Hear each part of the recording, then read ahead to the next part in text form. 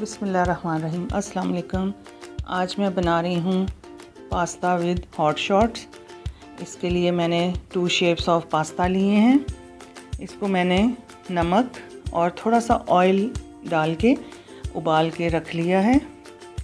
इसके साथ मैंने हॉट शॉट्स लिए हैं, इनको मैं फ्राई कर लूँगी। प्याज मैं 1 प्याली चाहिए मुझे इसमें। बंद गोभी तकरीबन 2 प्याली चाहिए इसमें, इसको बारीक बारीक काट लिया मैंने। शिमला मिर्च 1 प्याली, इसको भी छोटे पीसेस कर लिए हैं इसके। और मटर आधा प्याली। हरी मिर्च तकरीबन 1 से 2 अदद चाहिए। लहसुन तकरीबन 1 टीस्पून यानी तकरीबन 2 जवे। इसमें चिली सॉस शामिल की है मैंने 2 टेबल स्पून। केचप तकरीबन 4 टेबल स्पून। नमक 1 टीस्पून।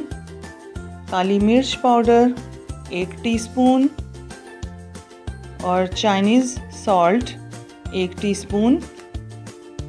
ये सब चीज़ें चाहिए मुझे। तकरीबन 2 टेबल स्पून ऑयल मैंने पैन में डाला है और उसमें प्याज डाल के थोड़ा सा सौते करूँगी।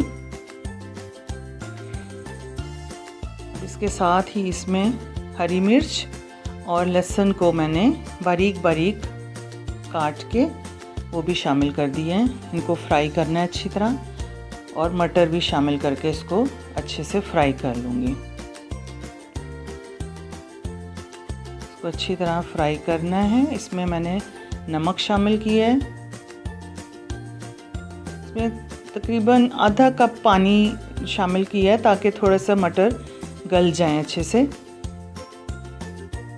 बहुत मज़ेदार रेसिपी बनेगी और ये ज़रूर बनाइएगा। चाइनीज़ सॉल्ट डाला है मैंने इसमें।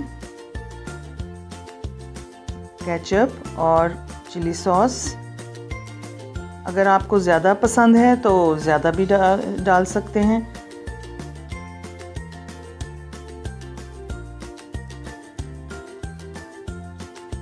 बच्चे बहुत शौक़ से खाते हैं और ये झटपट बनने वाली डिश है।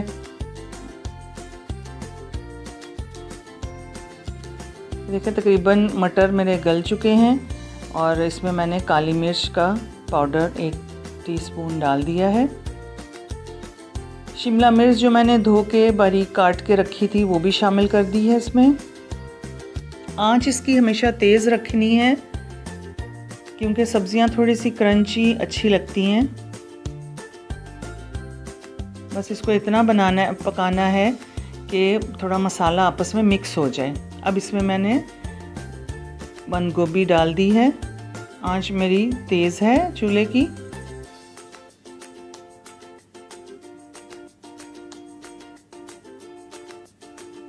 ये देखें तकरीबन तैयार है। इसमें जो मैंने उबाल के रखी थी मैकरोनी वो शामिल कर दी है। थोड़ी सी हरी प्याज भी मैं शामिल कर दूंगी इसमें। इसको अच्छे से बस मिक्स करना है ताकि सारा मसाला अच्छे से मैकरोनी पे भी लग जाए।